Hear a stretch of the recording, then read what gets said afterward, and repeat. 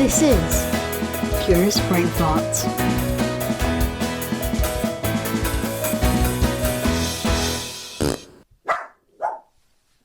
Let's start as we mean to go on with the dog bark. Good day, Paul. Good day, Louise. Good ruddy day. Good ruddy day also. How art thou doing? Splendiferously marvellous. My four-legged Good. friend, Roscoe Cito, who is not a burrito, Roscoe is waiting ever so patiently for a WALK, Yeah, mine are as well. which is great. Which is also great, yes. We love to see it. We do. Now, something I can't remember if we mentioned before, something that's... Hello. Is it Curious Brain Burps? I really scoffed down some food just before doing this because I hadn't had any lunch. So that was a bit of windy pops for which I humbly apologise and beg your forgiveness. / you're welcome. Now, I can't remember whether this has been mentioned before or not. Or not.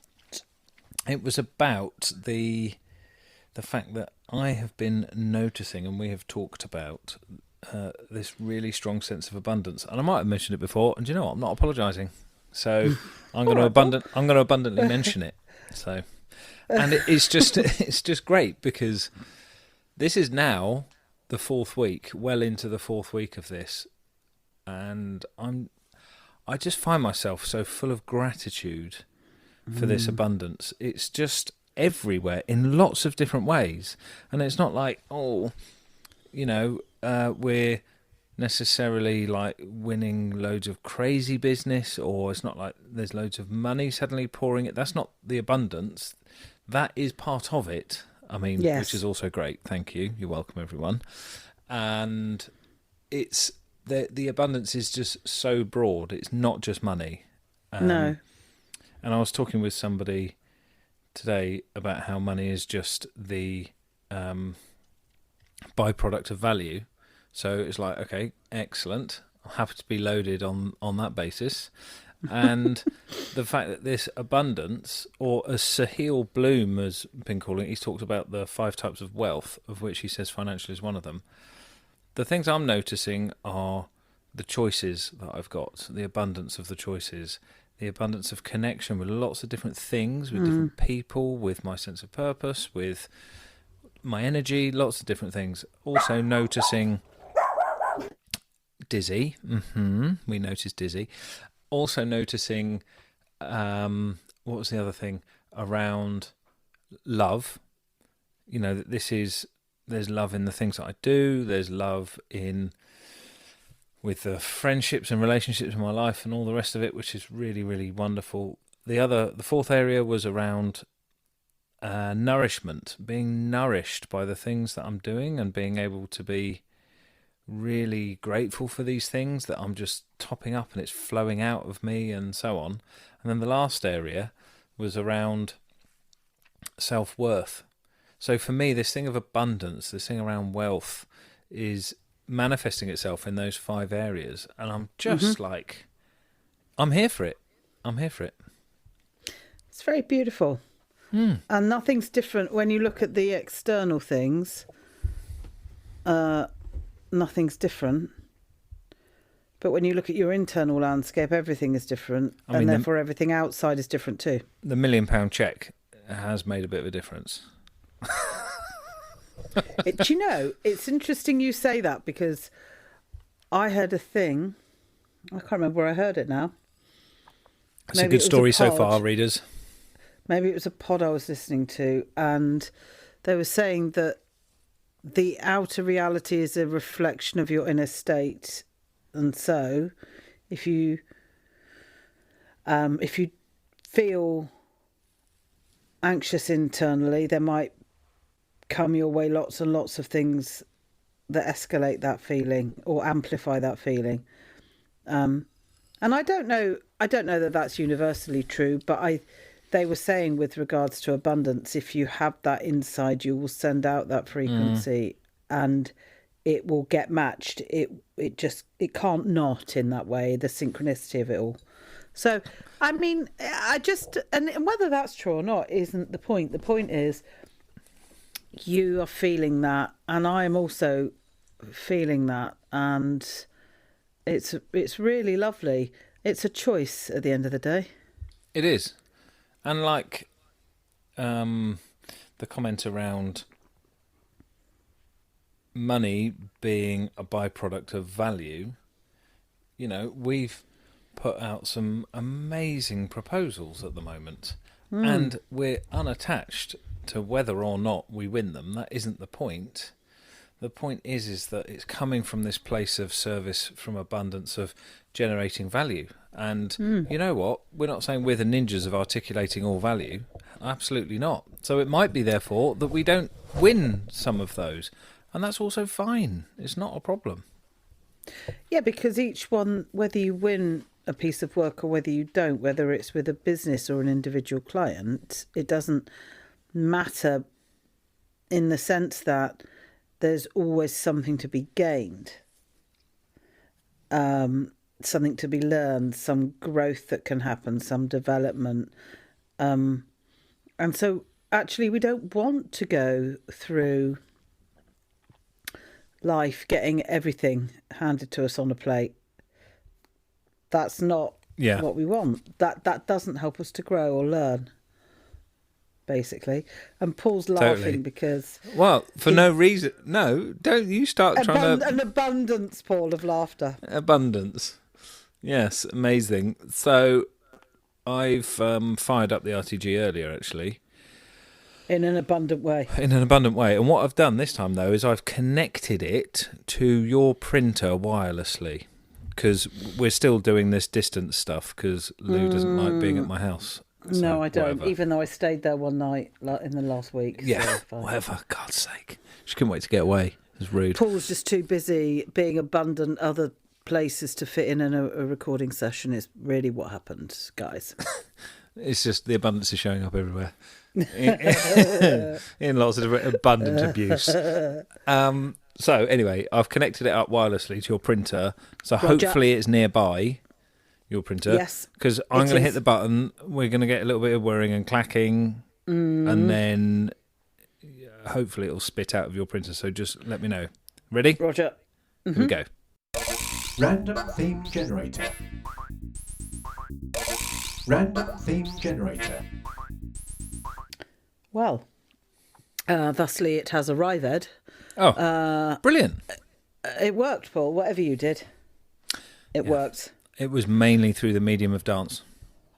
Unusually for me, there was printer paper in the printer. Boom. Right. Nailed it. That's what we call a seamless process. That's what we call an end to abundant end. process. Right. So, and thusly the topic is say, do gaps. Interesting.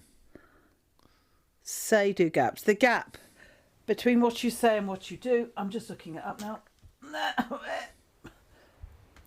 She says, I was helping- from a distance. I was helping Felix with his homework earlier, and he had occasion to write about say, do gap.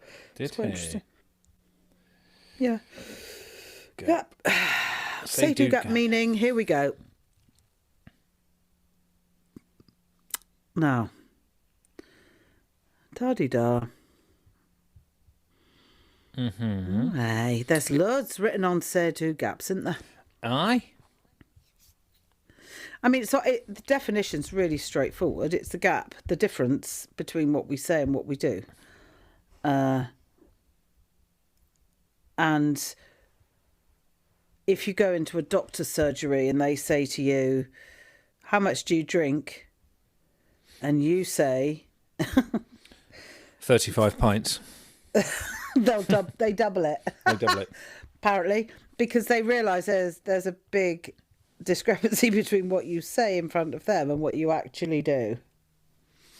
So, Yeah. say do gaps. Okay. Let's say do. So let's do what we say. Say do. Is because we talk about this quite a lot, given that is our line of work. Abundantly. Abundantly, yes. and it does resonate because closing the gap between what you say and what you do unlocks this transformative growth and success, which is lush. And I've also had the feedback when I say, "Oh, I close say-do gaps for a living." They're like, "Oh, how do you spell that?" And people think it's some sort of yes, Siedo gap. It's like Sudoku. You know the auto captions on a LinkedIn video?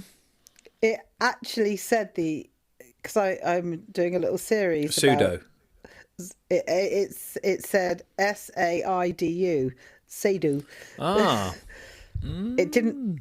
In the first video I did, it didn't pick up say-do. That might be my poor enunciation. It's because you went say-lo. We must accept that. Say-lo. What do you do? I close say-do gaps for a living. It's not Sudoku gaps, it's say-do gaps. Sudoku. Yeah, good. Okay, so say-do gaps. Great. And, okay, so seems like the RTG is giving us a bit of a, not a day off, not so much of a challenge, because this is a subject that we are very passionate about. And it's really interesting because our lived experience is that everybody has them. Every single person has say-do gaps. I'm yet to meet someone without any. Yes, same here. And it's not like these are giant things like I've referenced a few times about getting fitter and not doing anything to get fitter, or eating healthily and not eating healthily, or whatever, right? There's these, okay, fine. There can also be other ones like, oh no, I say I'm really, like full of self-compassion and centered, and I'm really self-aware. What I do is berate myself and talk critically, and actually I don't really know what's going on inside. I'm just saying that. So sometimes these say-do gaps are outside and we can see them. Sometimes they're inside. Sometimes they're big. Sometimes they're small. And I think the easiest way to get your head around it is to look for one of those really obvious ones, like I say I want to get fitter, but what I do is get fatter. is sit on the sofa and watch Netflix. So there's a gap. There's a big gap there. But I think they exist in all within us individually, as you say, to whatever degree, some big, some little. They exist in groups, in organisations, in cultures. They exist absolutely everywhere. So the question isn't, do you have any? Yes, you do. It's I think the real finesse is in knowing or choosing which ones you're going to focus on closing, and getting curious, really curious about why that gap exists, because you don't wake up in the morning and go, right, I'm going to screw myself over today, I think, and really get in my own way. None of us do that. And yet we have the say-do gaps. Yeah. So, because we'll never be perfect, and that's what would happen if you didn't have a say-do gap. Speak for yourself, Paul. Yeah, okay, great.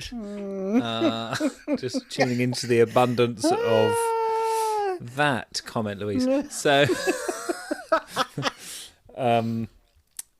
yeah, so it's interesting. So we've all got them, right? So therefore, there's no shame to be cast. We do like to judge, though, which is great. And love that. I mean, it's amazing. I'm always super compassionate to my say-do gaps. And obviously, I'm aware of all of mine. What I do love, though, is really and truly, again, our lived experience with all the work we've done over the years,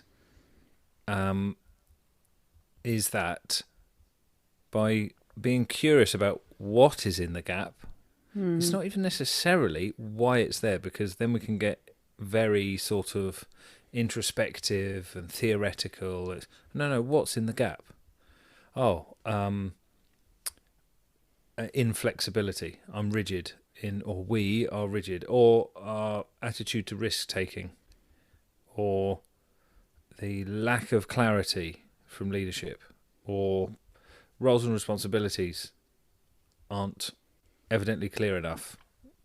Whatever it could be, there's lots of different components. There's also things like mindset and behaviours and cultures and biases and accepted behaviours versus new behaviours, attitudes to doing things that are new, that feel uncertain. Mm-hmm.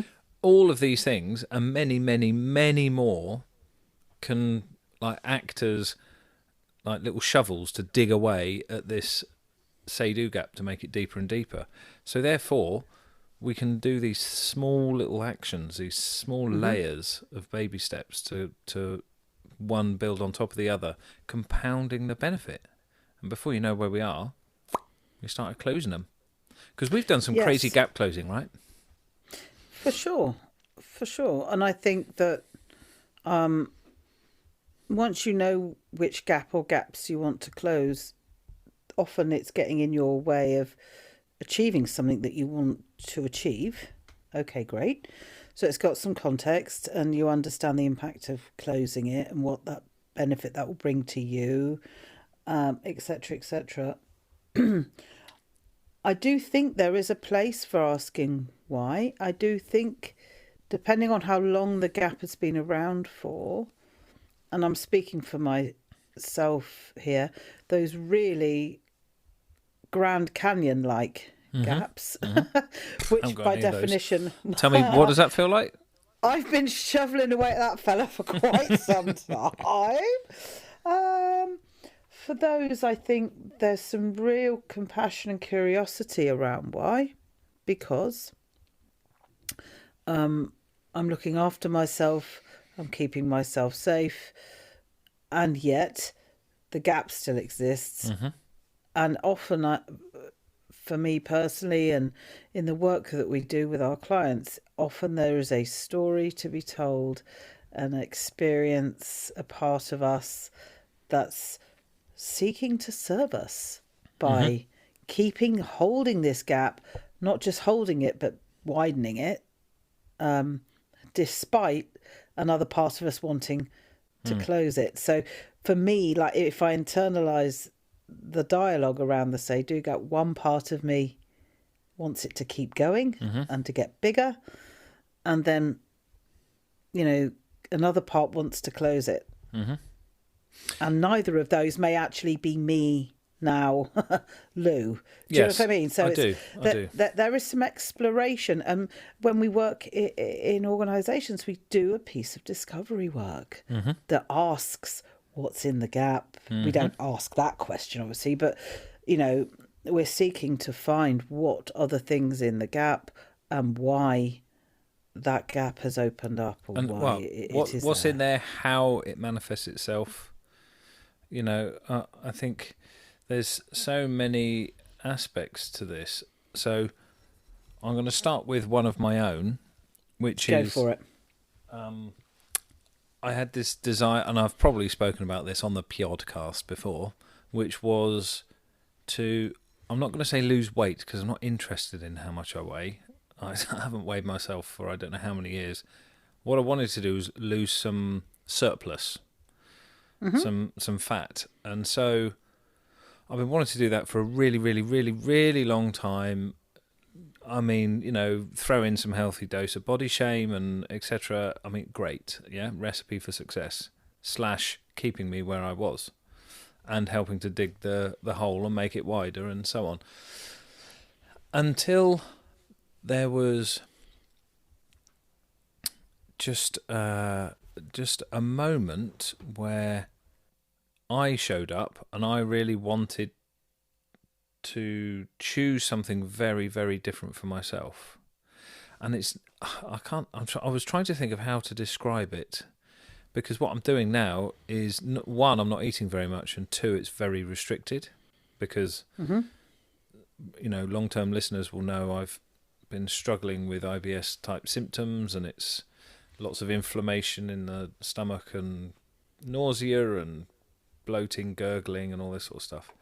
And so I'm eating very, very restricted at the moment, and I have been for about the last, I don't know, 3 or more weeks, and I've just connected to it it's because I want it for myself, not because I think that's what I should be doing.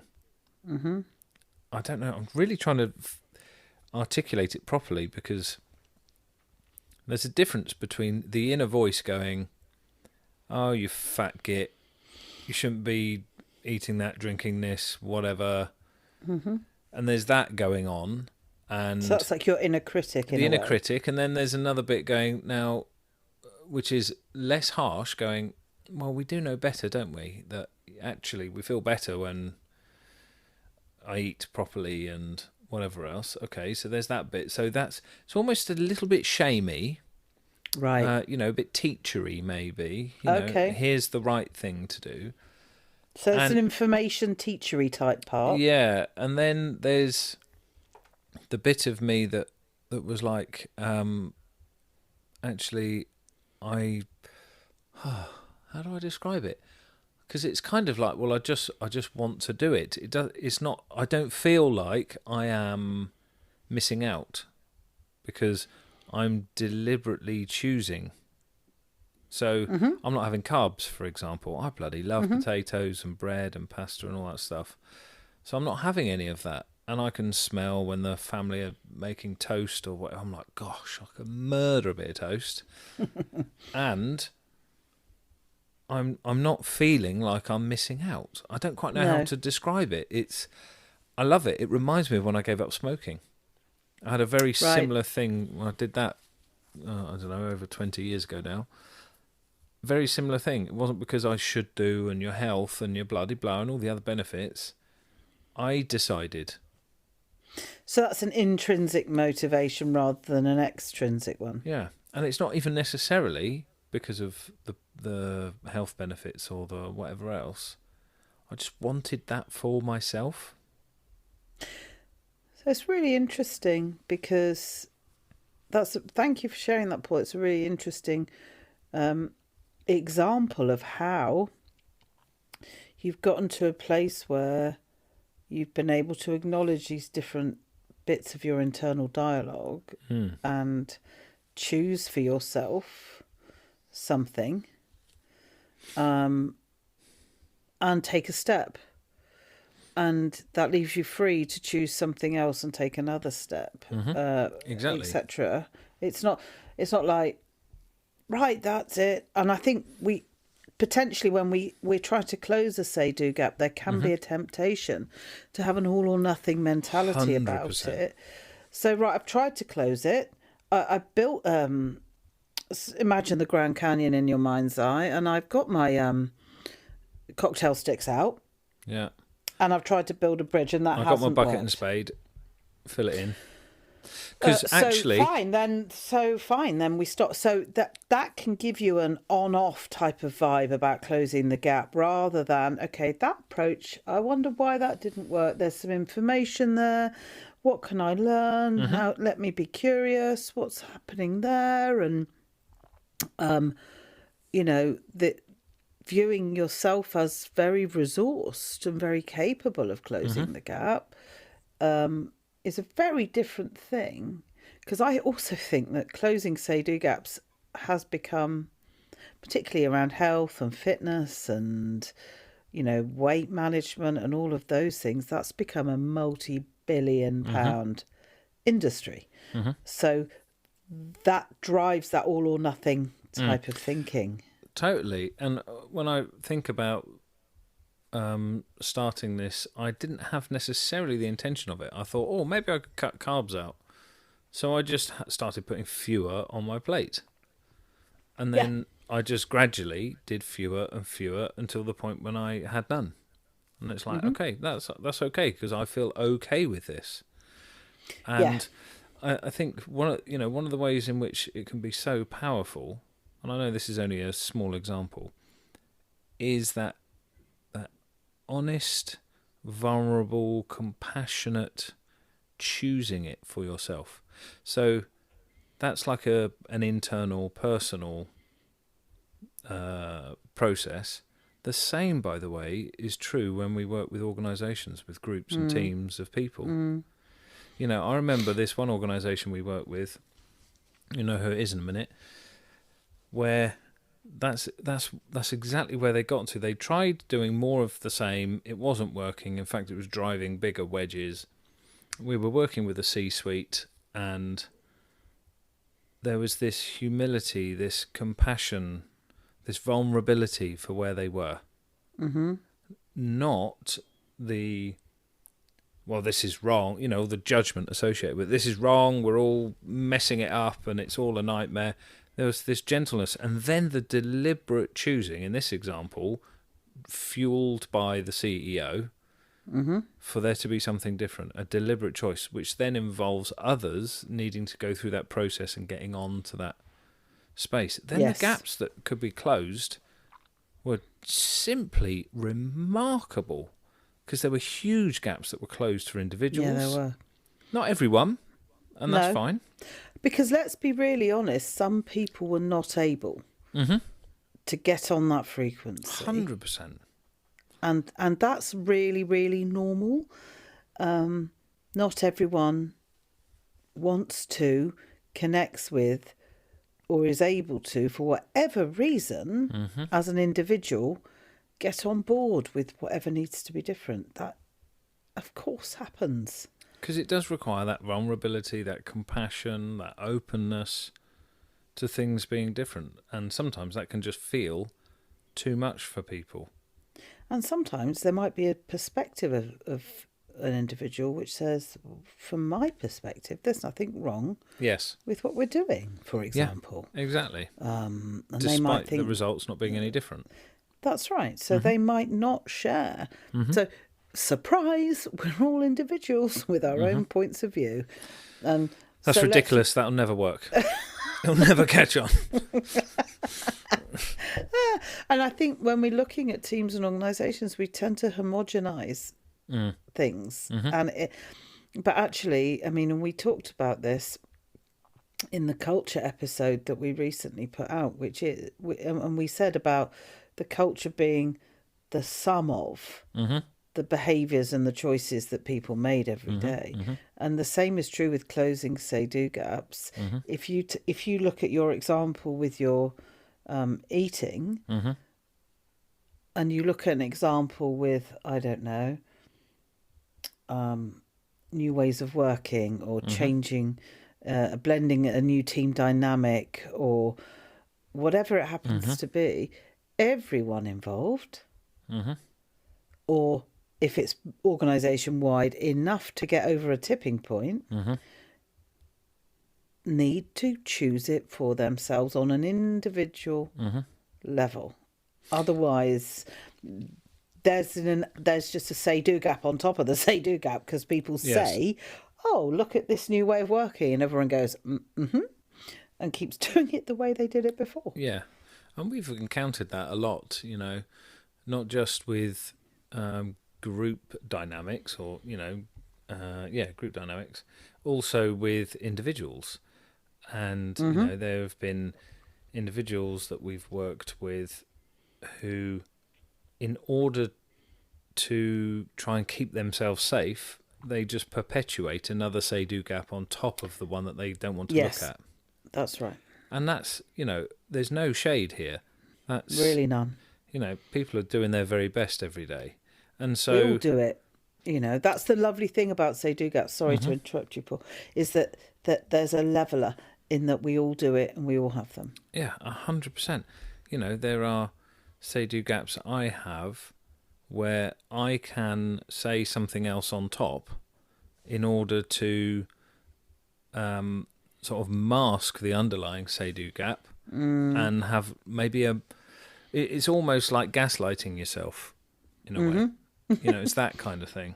Or, you know, people who have to tell themselves something that matches up with actually what they're doing and justifies that as being the gaps closed. And you're like, oh, actually nothing's different. And that's totally cool.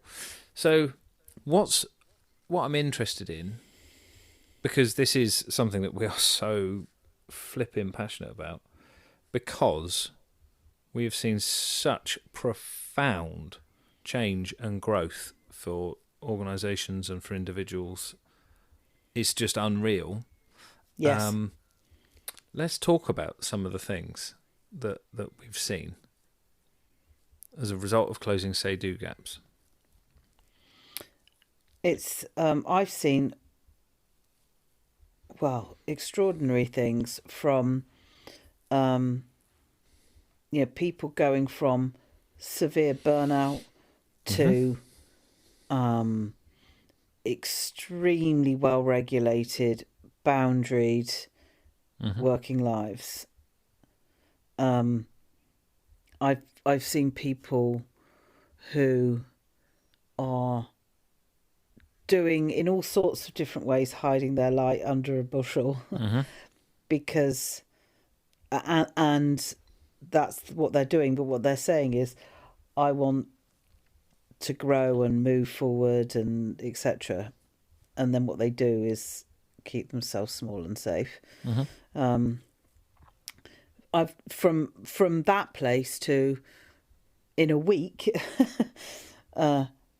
having a great business idea, setting that in motion, positioning themselves for a pay rise, and being asked to do a new, much more senior role Just in a week. Yeah, it is just, this stuff is so tangible. It's not fluffy. It's not like some ethereal nonsense. This is absolutely concrete. I'm thinking about someone who's struggled with ADHD their whole life, and through closing some say-do gaps that they had, they have never had a mind so quiet, to the point where they stopped taking their meds.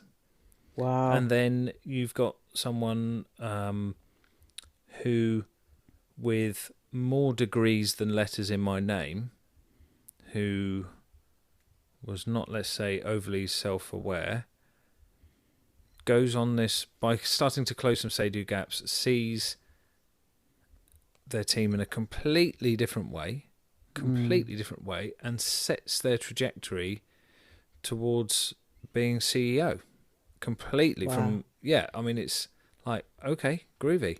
And then you look at the work that we've done with organisations. The one that we are, one of the ones we're really, really proud of was we're working with an organisation at 142 million, and by focusing exclusively on closing say-do gaps, they ended up effecting a sale at 1 billion in under 2 years.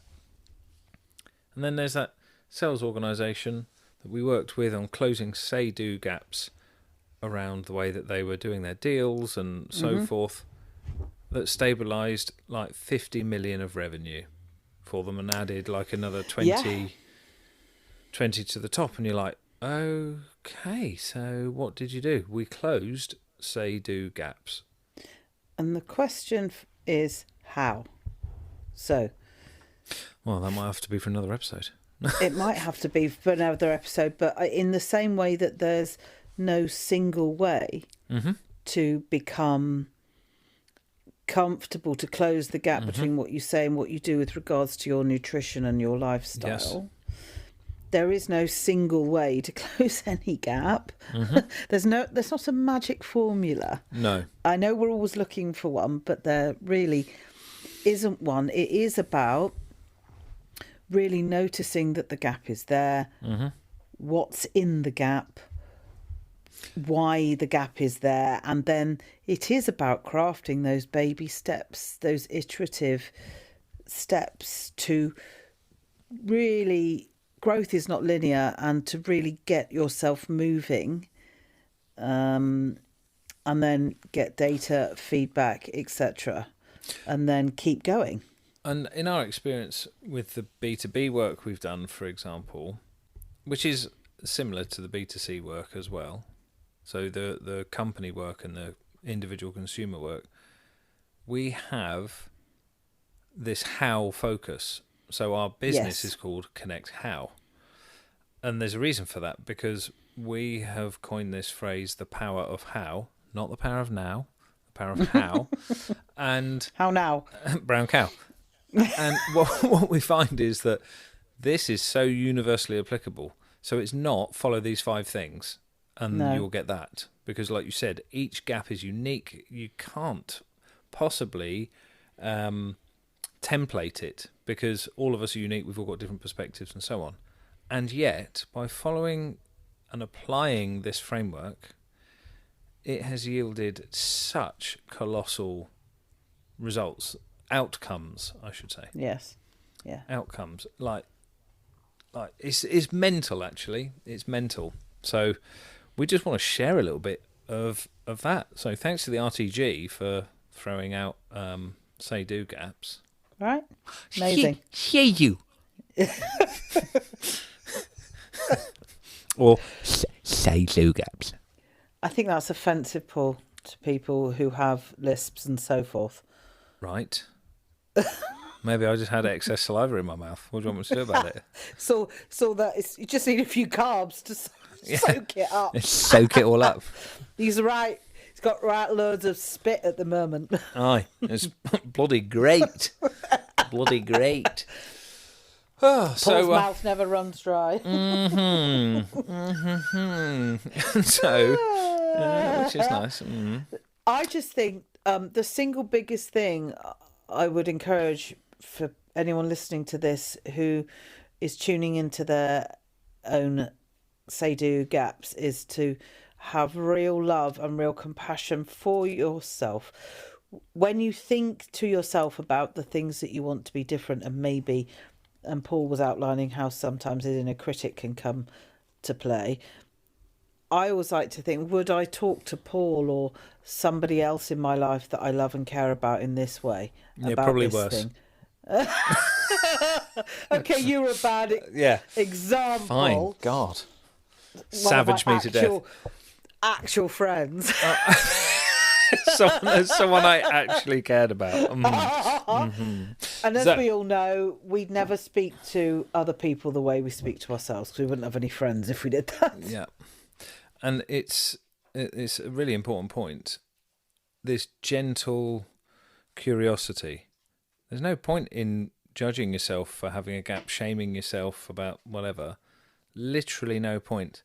And just notice that there is a gap and then being curious about what's in it and what might help to close it. So, yeah, it's gentle. First of all, really notice it. Oh, thank you, Nigel. First of all, notice it. And then, by being curious, it gives us room to be able to consider other things to be possible. It really does. And guess what? Giving yourself a hard time never made it possible to sustainably close any kind of say-do gap. It just doesn't work. It might help you with your Sudoku, but it won't help you close a say-do gap. It might help you in the short term, but it won't remain shut. It'll spring back open. Now, listen, something really important here. Go. People, if you want to get involved, which we would love to hear from you, you need to drop us an email to curiously@gmail.com. Boom. Love that. Yeah, smash that in the face. That gap is closed. That is zipped tight. Ziplocked. Amazing. Nigel is agreeing with us. He is. He's just highlighting some of his own gaps. Yeah. And Roscoe's advising me of his say-do gap, which is, you said you would take me for a WALK. If you'd like to get involved, then why not drop us an email to curiousbrainfarts@gmail.com with any of your thoughts and ideas on something you'd like us to get curious about.